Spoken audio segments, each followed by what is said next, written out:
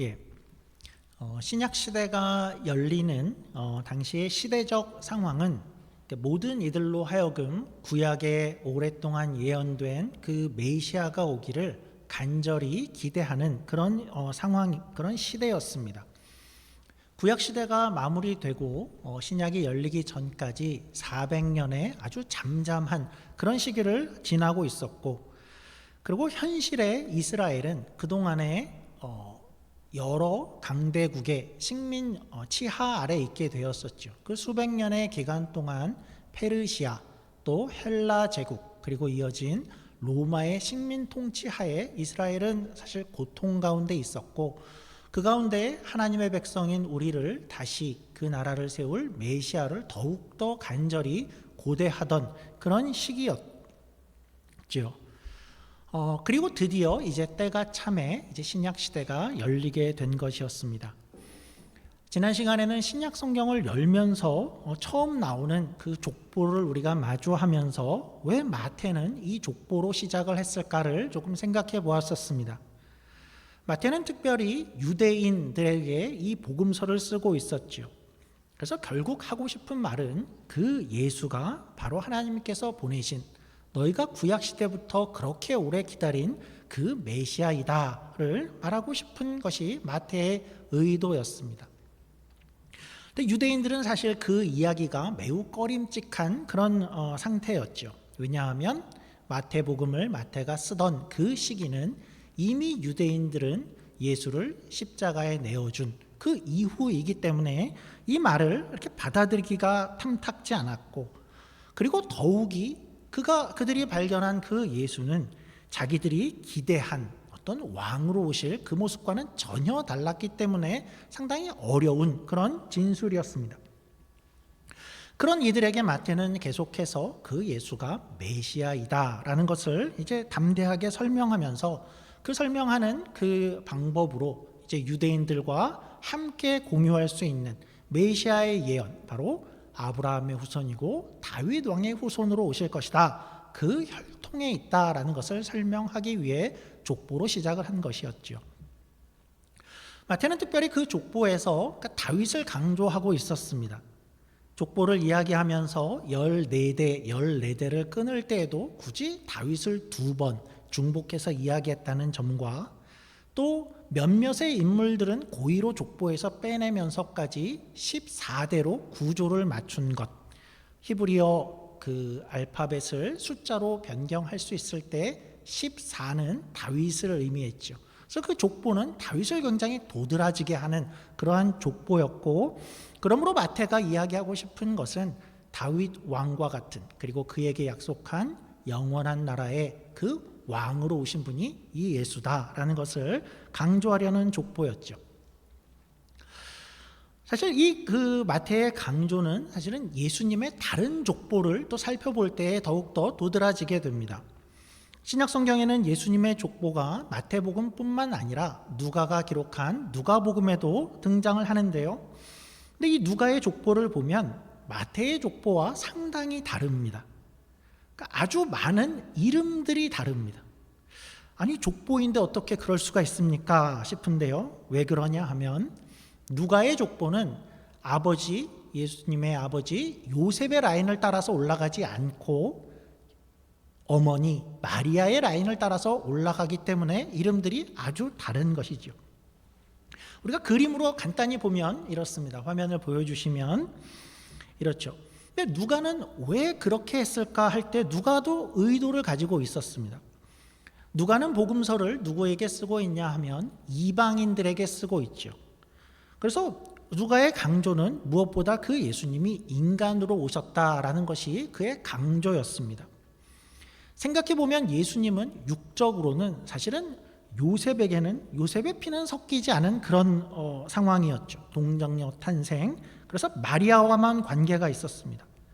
그런 면에서 누가는 예수님이 인간으로 오셨다를 강조하려는 목적하에 실제 어머니 마리아의 라인을 따랐고, 그리고 또한 그 누가의 족보는 이렇게 거꾸로 올라가는데 어디까지 올라가냐 하면 아담까지, 그리고 하나님까지 올라갑니다.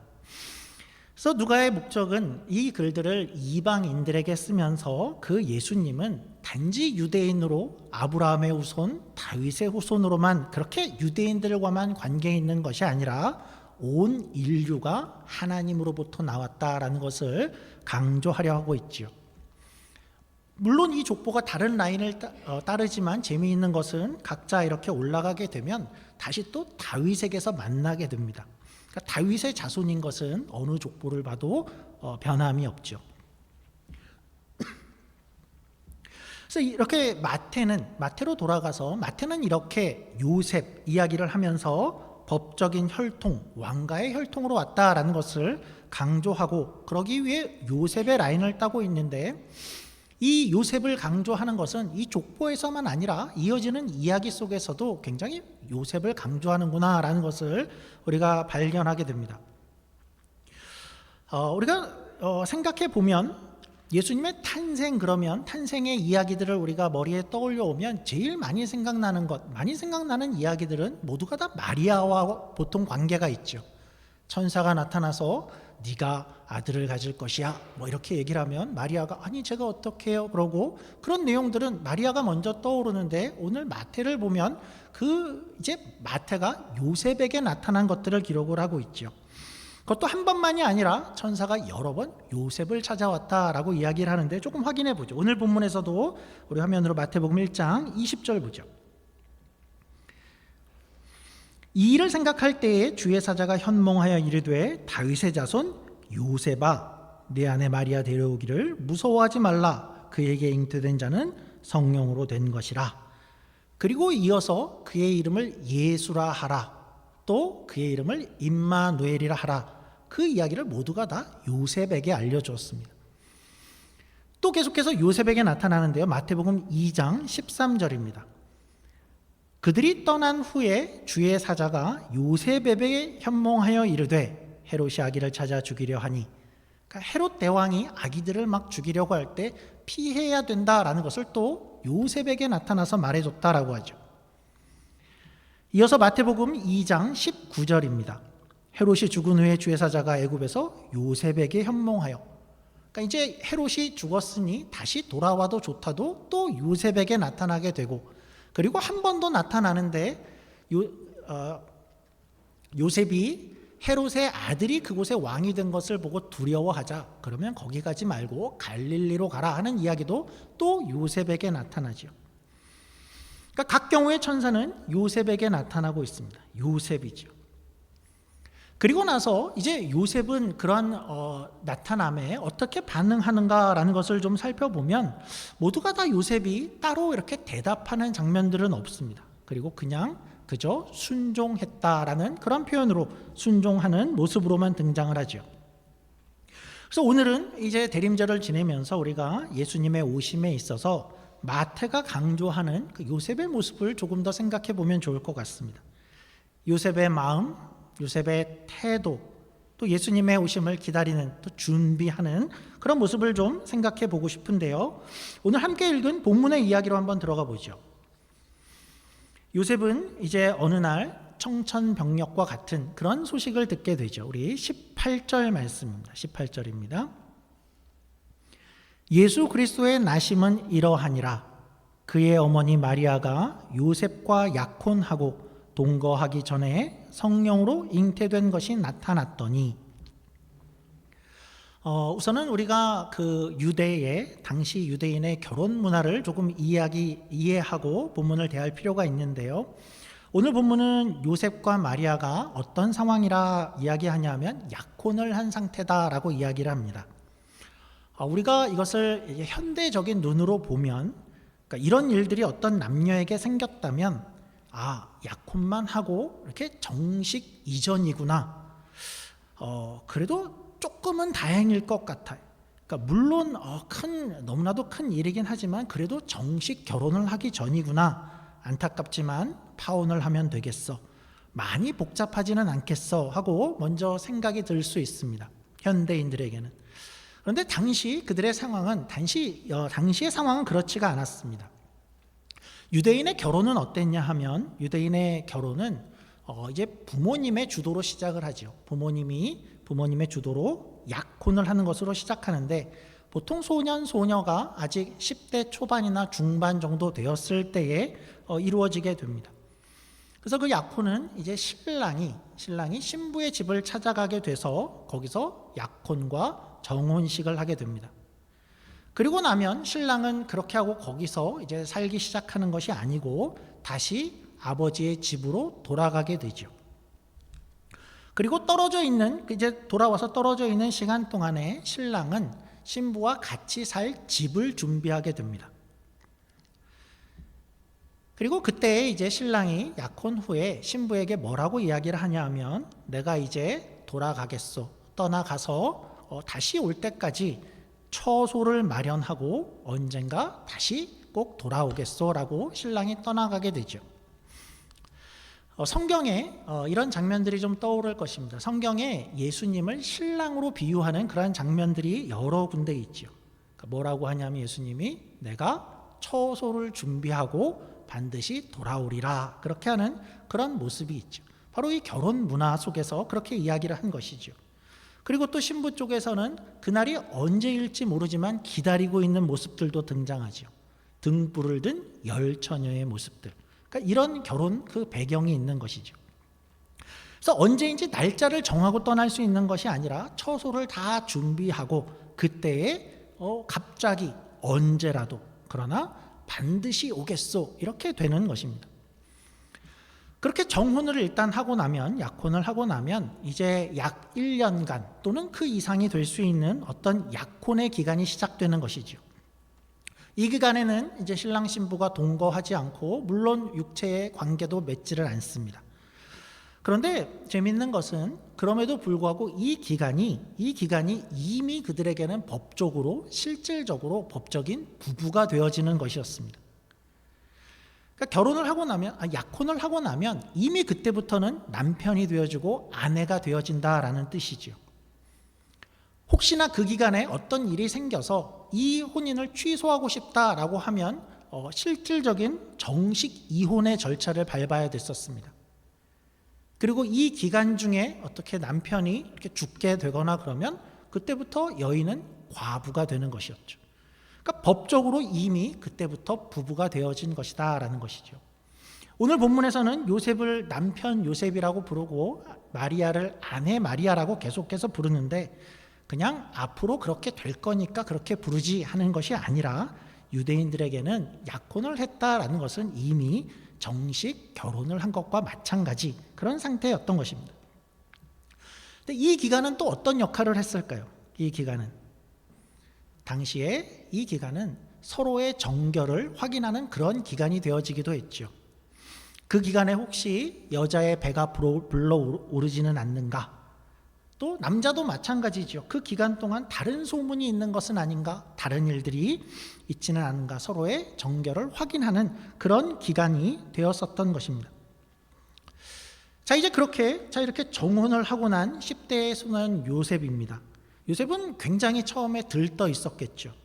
드디어 나에게 아내가 생기다니. 이제 열심히 준비를 하고 이제 나의 가정이 생기는 것이야. 떨어져 지내는 동안 그 아내의 얼굴이 많이 떠올랐을 것이고 하루하루 언젠가 그날을 이제 기다리면서 지냈을 것이지요. 나는 이제 남편이 되었고 나의 아내가 저기 있다 하면서 고대했을 것입니다.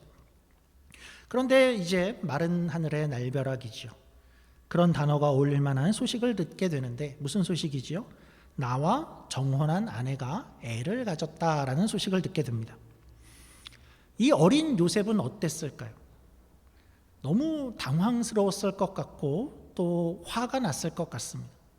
나만 이 결혼을 소중히 여긴 것인가? 나만의 생각이었나? 나만 이렇게 열심히 같이 살 집을 준비하고 있고 그날을 나 혼자 고대하고 있었던 것인가? 그러니까 모든 것이 무너질 수 있었고 배신감, 어떤 분노의 마음도 들 수 있었을 것 같죠. 어린 10대 정도의 소년 요셉은 굉장히 혼란스럽고 어찌할 바를 몰랐을 것 같습니다. 그런데 이 젊은 청년 요셉, 이 요셉은 보통의 예상과는 조금 다른 모습을 보여주기 시작하죠. 이 젊은 소년은 자신이 당하게 된 그 화를, 그 분노를 상대방에게 묻지 않습니다. 경건한 사람의 특징이죠. 내가 화를 당했는데 그 화를 분출하지를 않습니다. 우리 가운데도 좀 그런 사람이 있나요? 자신이 큰 상처를 받고 있는데 그 상처를 너도 받아라 그러면서 복수의 모습을 드러내지 않고 있죠. 또한 내가 이제 사실 한마디만 하면 나는 모든 비난을 피할 수 있고 나중에 어떤 곤란한 상황이 오더라도 나는 그냥 빠져나올 수 있는 그런 상황임에도 불구하고 웬일인지 거기에서 상대가 어떻게 될 것인가 하는 것을 배려하는 그런 요셉의 모습을 우리가 보게 되죠. 큰 폭풍 가운데에도 잠잠할 수 있는 그런 경건한 모습을 보여줍니다. 그러니까 성경은 이런 요셉을 이제 뭐라고 부르냐 하면 우리 19절 말씀 보죠. 이렇게 시작하죠. 19절입니다. 그의 남편 요셉은 의로운 사람이라. 그를 의로운 사람이다 라고 이야기를 합니다. 그런데 이 표현은 우리가 그냥 얼핏 그냥 지나갈 수 있지만 생각해 보면 조금 의아할 수 있는 그런 표현입니다. 요셉은 의로운 사람이라고 하는데 의로운 사람은 어떤 사람인가 하는 것을 당시의 기준으로 우리가 생각을 해보면 의로운 사람은 어떤 사람이냐 하면 유대인들에게 있어서 의로운 사람은 율법을 잘 지키는 사람이 의로운 사람이었습니다. 그런데 사실 오늘 이 의로운 사람이라 표현되는 이 사람은 사실은 율법을 지금 고의로 어기고 있습니다. 사실 율법에는 지금 요셉이 당한 이런 일이 생겼을 때에 어떻게 하라는 것이 율법에 아주 명확하게 나와 있었습니다. 우리 신명기 22장 23절 24절입니다. 처녀인 여자가 남자와 약혼한 후에 어떤 남자가 그를 성읍 중에서 만나 동침하면 너희는 그들을 둘 다 성읍 문으로 끌어내고 그들을 돌로 쳐 죽일 것이니 그 처녀는 성 안에 있으면서도 소리 지르지 아니하였으며 그 남자는 그 이웃의 아내를 욕보였음이라. 너는 이같이 하여 너희 가운데에서 악을 제할지니라. 이건 정확히 요셉과 마리아의 상황이죠. 그러니까 요셉은 이 일로 율법에 의거해서 돌로 죽일 수 있는 그런 상황이었죠. 그러니까 죽일 수 있는 이 아니라 사실은 율법을 잘 지키는 일하면 성읍으로 끌어내고 사람들을 모아서 돌로 죽여야 하는 그런 일이었던 것입니다.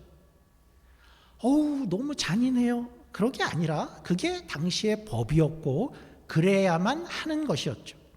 누구라면 율법을 잘 지키는 자라면 그래야 했던 것이죠. 그런데 요셉은 좀 이상한 겁니다. 율법대로 안 하겠다입니다. 더 이상한 것은 그렇게 하는 요셉을 두고 그를 의로운 사람이다 라고 성경이 이야기한다라는 점이죠. 어찌 된 것일까요? 어쩌면 이 마태가 쓰는 이 의롭다라는 그 말이 당시의 유대인들의 생각과는 좀 다른 그 의롭다를 이야기하는 것이 아닐까 하는 생각이 들게 됩니다. 우선 요셉이 어떻게 했나를 다시 한번 생각해 보지요. 그러면서 요셉의 어떤 면을 마태가 의롭다라고 표현을 했는가 하는 것을 좀 생각해 보면 좋겠습니다. 요셉이 이 일에 어떻게 반응했나를 좀 찾아보죠. 우선은 1장 20절 이렇게 시작합니다. 1장 20절입니다. 이 일을 생각할 때에, 이 말은 요셉이 이 일에 대해서 깊이 심사숙고했다라는 뜻입니다. 그런데 사실은 고심할 것이 없습니다. 그가 해야 할 바를 결정하는 것은 사실은 너무나 쉬운 결정이었어야 했죠.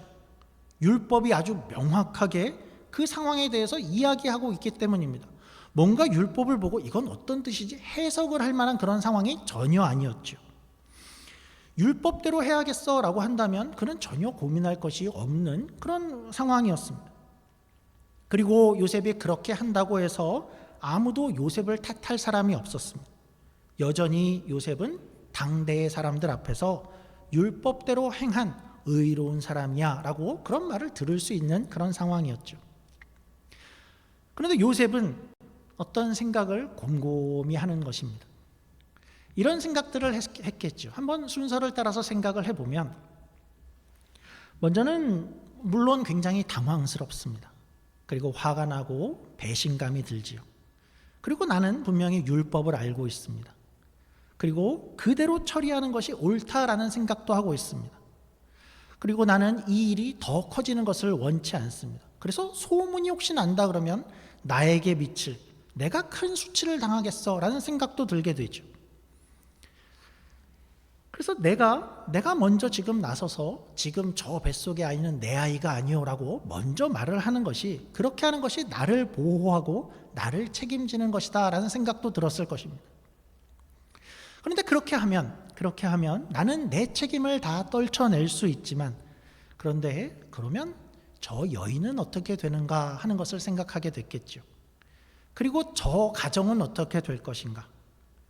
혹시나 그때는 로마 식민 하에 있어서 어떤 사형을 하려면 로마의 재가가 필요한 그런 상황이었기 때문에 혹시나 그들이 죽음을 면한다 하더라도 마리아와 그 가정은 사회적으로 매장당하게 될 것이고 모든 인생이 다 망가지겠지 하는 생각을 하게 됐을 것입니다.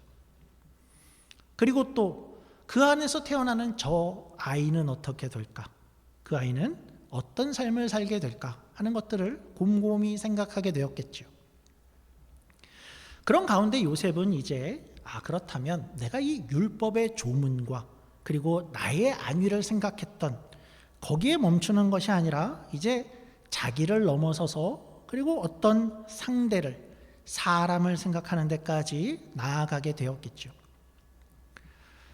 그리고 나서 이제 그의 생각은 마리아를 그렇다면 어떻게 보호할 수 있을까? 어떻게 이 일을 조용히 넘길 수 있을까? 어쩌면 마리아를 다른 곳에 보내야 되는 것은 아닌가?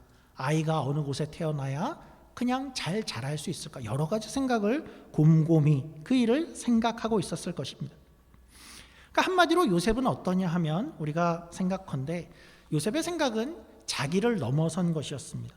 그리고 자기의 안위를 넘어서서 저 여인과 그리고 아기를 생각하며 사람을 생각하는 데까지 나아가고 있는 것이죠. 그리고 나서 요셉은 결단을 하게 된 겁니다. 그래, 내가 이 율법, 이 문자 그대로를 안 하기로 하자가 된 것이죠. 그런데 우리가 확인한 바 주목하는 것은 이 성경이 요셉을 그럼에도 불구하고 의롭다라고 말한다는 점이죠. 이런 생각이 들게 되죠. 그렇다면 이 마태가 이야기하는 이 의는 어떤 다른 의가 아닌가 하는 것을 생각하게 만듭니다. 그리고 이 장면은 우리가 나중에 예수님께서 산상수훈 가운데서 하신 한 말씀을 떠올리게 하는데요. 이런 말씀입니다. 마태복음 5장 20절입니다. 내가 너희에게 이르노니 너희 의가 서기관과 바리새인보다 더 낫지 못하면 결코 천국에 들어가지 못하리라. 그러니까 너희의 의가 서기관과 바리새인의 의보다 더 나아야 된다라는 이야기를 하시죠. 서기관과 바리새인의 의는 어떤 것일까요? 간단히 표현하자면 우선 문자 그대로만 지키는 것만 생각하는 그런 수준의 의라고 말할 수 있을 것입니다. 물론 그것을 지키는 것 자체가 잘못되었다라고 말할 수는 없지만, 그러나 그 문항을 지켰어 안 지켰어 그것들을 넘어설 수 없는, 그것에만 묶여있는 수준의 의라고 말할 수 있겠죠. 아니 그렇다면 율법이라는 것이 그 문항, 그 문장, 그 법이 다가 아니란 말입니까? 그 이상이 있습니까? 라는 생각을 하게 되죠. 예수님은 산상수훈에서 이제 어떻게 말씀을 이어가시냐 하면 그들에게 주어진 그 율법이라는 것은 단지 그 문장 그것이 전부가 아니다라는 것을 예수님은 설명해 가시죠. 뭔가 그것이 더 의미하는 바가 있어, 더 나아가는 뜻이 있어, 이런 것을 설명하십니다. 어떤 내용들이 나오냐 하면 이런 내용이죠. 예수님은 이렇게 이야기하시죠. 너희가 율법에서 살인하지 말라라는 이야기를 들었었지. 그러면 나는 살인을 안 했어요 하면 그러면 다 된 것이냐? 그렇지 않다. 형제를 향해서 너희가 미워하고 분노하고 화를 내는 것, 분을 품는 것이 이미 살인을 한 것이다 라는 이야기를 하시죠. 너희가 간음하지 말라라는 이야기를 율법에서 보았는데 저는 그런 일을 한 적이 없습니다. 저는 이것을 다 지켰습니다. 그러면 다 된 것일까? 그렇지 않다라고 하죠. 마음속에 음욕을 품는 것이 이미 간음을 한 것이다. 눈에는 눈으로, 이에는 이로 갚으라 라고 했는데, 그렇게 복수하면, 거기까지 하면 그러면 다 되는 것입니까? 율법을 지키고 문제가 없는 것입니까? 그렇지 않다. 오른편 뺨을 맞으면 왼뺨을 내어놓을 준비를 해라 라고 어떤 다른 수준을 이야기하시죠. 율법에는 원수는 미워하라, 그리고 그러나 형제는 사랑하라 라고 이야기를 했는데, 그렇게 하면 되겠습니까? 아니다. 원수도 사랑하는 수준이 있다라는 것을 예수님이 이야기하시죠. 그 간단히는 율법의 어떤 문장이라는 것이 전부가 아님을 예수님께서 이야기하시는 겁니다. 그리고 예수님은 실제로도 예수님은 행동으로도 그것들을 많이 보여주셨죠. 당대 사람들의 어떤 생각을 넘어서는 모습을 예수님께서 보여주시는데, 이런 모습들입니다. 율법은 나병 환자, 문둥병, 나병 환자와의 접촉을 금하죠. 접촉을 하면 부정하다, 그래서 율법은 떨어져라 라고 이야기를 합니다. 그런데 예수님은 그 자를 만지시지요. 그러니까 법을 어기시는 것입니다. 예수님은 안식일인데 곡식을 잘라서 제자들을 먹게 하시죠.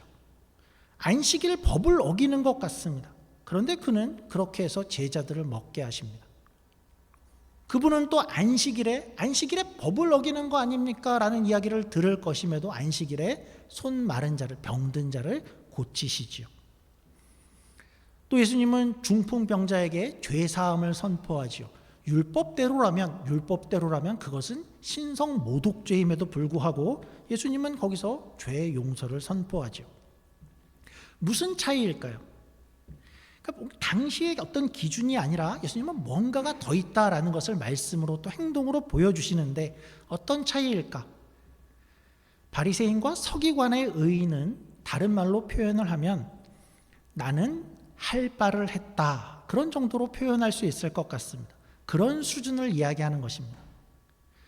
반면에 예수님이 말하시고 예수님께서 보여주시는 것은 나는 그 문자와 그리고 내가 할 바를 했다, 그것을 넘어서는 어떤 신실함, 또 인애, 다른 말로는 어떠한 것이 사람을 살리는가 하는 그 수준에서 행동하신다라는 것을 보이시는 것이죠. 생각해보면 오늘날도 마찬가지인데, 법이라는 것은 굉장히 최소한의 부분일 수밖에 없습니다. 그러니까 서로를 보호하고 또 서로 함께 살기 위한 어떤 최소한의 조치가 법이죠. 그 법에는, 그 법 안에 우리가 어떤 사랑, 인애, 긍휼, 배려, 진심, 그러니까 이런 것을 우리가 법제화할 수는 없는 것이죠. 법이 사랑과 긍휼, 그 수준을 대변하기는 어려운 것이죠. 근데 하나님이 우리에게 원하시는 것은 어떤 것일까 할 때에, 그러니까 이런 모습까지이겠죠. 우리에게 있어서 의로운 삶이라는 것, 의로움은 어떤 것일까? 나는 할 바를 했습니다. 나는 법을 지켰습니다. 거기까지가 아니고 그 이상의 우리에게 원하시는 의로움이라는 것은 어떻게 사람을 생각하는가? 그래서 거기서 은혜와 자비와 긍휼, 이런 것을 포함하는 그런 의로움이겠죠. 이런 모습이 가장 잘 나타나는 덕목을 뽑으라 한다면 그것은 용서일 것입니다. 용서는 늘 법을 뛰어넘게 되어 있습니다. 용서는 죄에 대한 마땅한 대가를 치러야 하는 어떤 법의 수준이 있다면, 잘못에는 대가를 치르는 것이 그 수준의 의인데 그것을 넘어서게 만드는 것이 용서이죠. 죄를 지은 자가 있고 잘못한 자가 있어서 그에 대한 합당한 벌을 받아, 그것도 사실은 의로운 것이지만, 그 수준에서 의로운 것이지만, 그 법을 뛰어넘는 용서와 은혜를 베푼다면 한 단계 더 높은 의로움에 다가가게 하는 것이고, 용서의 수준이죠. 그러니까 오늘 요셉은 사실 이런 모습이죠. 이런 마음이고, 그래서 단지 법대로 그것이 아니라 그것을 넘어선 용서와 이해, 사람을 어떻게 살리는가, 그 높은 차원의 의로움을 보여주고 있는 것입니다. 그런 면에서 성경은 마태는 요셉은 참으로 의로운 사람이다라고 이야기를 하는 것이죠. 그런 의로움이라는 것은 우리가 또 어디서 분명하게 보게 될까요? 어떤 율법의 조항대로 그냥 그대로 해 이런 것이 아니고 그것을 넘어서는 어떤 의로움으로 사람을 살리는 그런 의로움은 우리가 어디서 온전하게 다시 보게 될까요? 우리를 향한 예수님에게서 보여지는 것이죠. 오늘 본문이 그런 뜻입니다. 우리 마태복음 1장 21절입니다. 이렇게 이어지죠. 아들을 낳으리니 이름을 예수라 하라. 이는 그가 자기 백성을 그들의 죄에서 구원할 자이심이라 하니라. 그러니까 만약에 예수님께서 우리를 향해서 야 니네들 율법대로 그냥 당해봐. 너희는 그대로 율법 그대로 심판을 받아야 돼. 그대로 판단을 받아라. 너희들 이렇게 했어? 율법에 뭐라고 돼 있어? 그냥 그 대가를 치러라. 그랬다면 우리는 어땠을까요? 율법대로 다 돌에 맞아 죽고 그 모든 형벌을 우리가 받았어야 되죠. 율법의 의를 행한다면 우리는 그 대가를, 그 대우를 받아야 마땅하겠죠.